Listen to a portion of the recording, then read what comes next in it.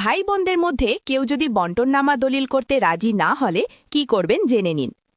ভাই বোনদের মধ্যে কেউ যদি বন্টননামা দলিল করতে রাজি না হলে আপনাকে সিভিল আদালতে বাটুয়ারা মামলা করতে হবে, যা পার্টিশন স্যুট নামে পরিচিত। এর মাধ্যমে আদালত কমিশনার নিয়োগ করে বাটুয়ারা সম্পন্ন করে। তবে এর আগে ওয়ারিশ সনদ ও জমির কাগজপত্র জোগাড় করতে হবে এবং মামলা চলাকালীন সম্পত্তি বিক্রি বা হস্তান্তর বন্ধে নিষেধাজ্ঞা নিতে পারেন।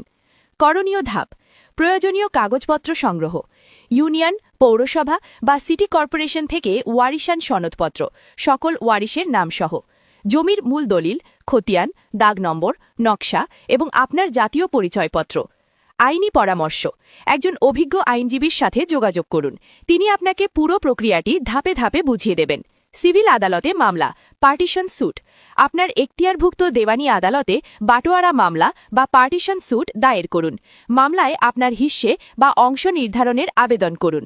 নিষেধাজ্ঞা, ইনজাংশন: মামলা চলাকালীন অন্য শরিকরা যাতে আপনার অংশ বিক্রি বা হস্তান্তর করতে না পারে সেজন্য আদালতের কাছে অস্থায়ী নিষেধাজ্ঞা বা ইনজাংশন চেয়ে আবেদন করুন।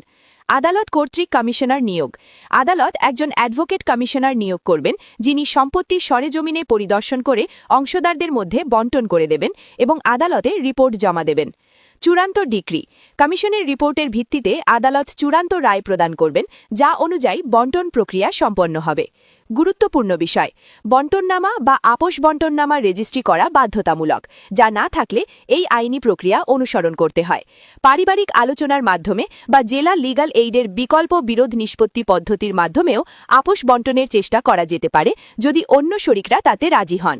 এই প্রক্রিয়া অনুসরণ করলে অন্য শরিকদের সম্মতি না থাকলেও আপনি আদালতের মাধ্যমে আপনার প্রাপ্য সম্পত্তি বুঝে নিতে পারবেন।